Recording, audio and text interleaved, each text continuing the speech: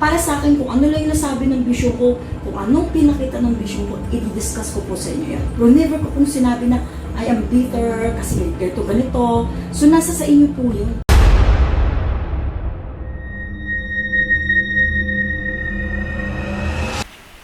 Hello po mga ka-PTV, sa video na ito itatalakayin natin ang pangitain na magpapanganga sa mga residente sa probinsyang ito.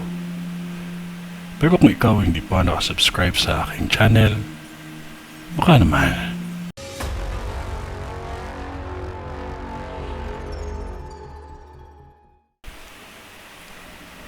Isang malaking sunog ang nakakita ko, ngunit ito ay maaagapan kung kayo ay alerto na humihingi ng tulong upang maapula ang apoy kaagad.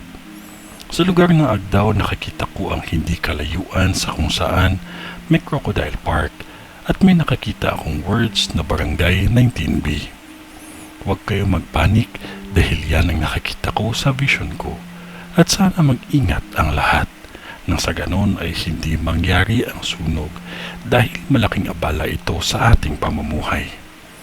May part pa ako nakakita dyan sa lugar ninyo na kung saan may madadaanan kang palengke, mga bangko at market na magkakaroon din ng sunog.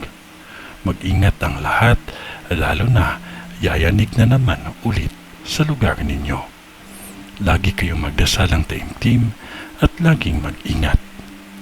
Ito ay ang bisyon ni Madam sa Davao.